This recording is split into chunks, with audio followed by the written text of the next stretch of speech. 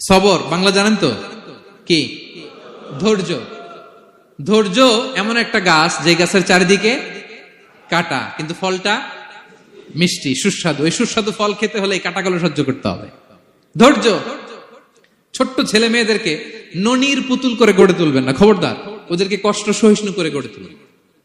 আপনি থাকতেই কষ্ট করা শিখান, তার জীবনটা স্মুথ হবে, তার ক্যারিয়ারটা ব্রাইট হবে, তার ভবিষ্যৎটা সুন্দর হবে। ছেলেমেয়েরা কিছু চাইলেই সাথে সাথে দিবেন না। অনেক বাবা মা আছে এত আদর করে, এত বেশি আহ্লাদ করে, যা চায় তাই দেয়, পরে হিতে বিপরীত হয়, ঠিক কিনা?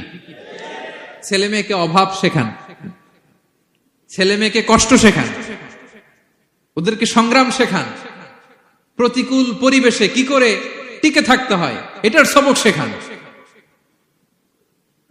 সেদিন লোকমান তাই করলেন, ছেলের সবর শিখাইলেন যে বাবা ধৈর্য ধারণ করো, আতঙ্কিত হবা না।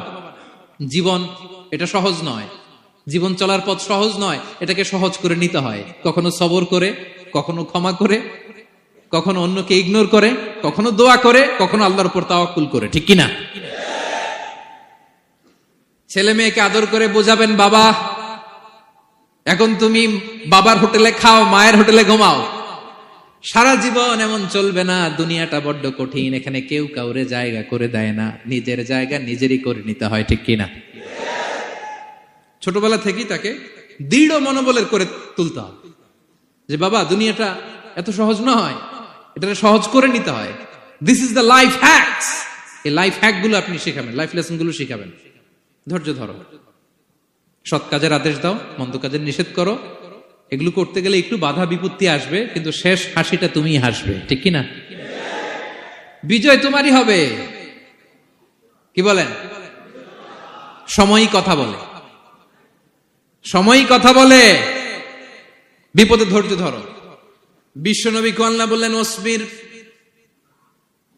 আলা মা ইয়াকুলুনা ওয়াহজুরহুম হাজরান জামিলা। নবী হে, বিপদে ধৈর্য হারা হবেন না। ভালো সময় সামনে আসছে, মক্কায় আপনারে কষ্ট দেয়, গণক বলে, জাদুকর বলে, পাগল বলে, মদিনাতে বিজয় আপনারই হবে, ঠিক কিনা? ছেলে মেয়ে যেন আশাবাদী হয়ে গড়ে ওঠে, হোপফুল, আতঙ্কিত যেন না হয়। কষ্ট শিখান, ধৈর্য শিখান। আচ্ছা গেল। এরপর তিনি বললেন, ওয়ালা তুসাইর খাদ্দাকা লিন্নাস। ও আমার কলিজার টুকরা সন্তান, ওয়ালা তুসাইর খাদ্দাকা লিন্নাস, অহংকার করে মানুষ থেকে মুখ ফিরিয়ে নিও না। ছেলেরে এবার সোশ্যাল বানানোর চেষ্টা করতেছেন, হ্যাঁ?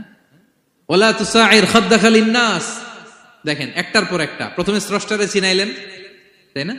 এরপরে আধ্যাত্মিকতা শিখাইলেন, এরপরে ইবাদত কি সেটা জানালেন, এরপরে তিনি সোশ্যাল এঙ্গেজমেন্ট কিভাবে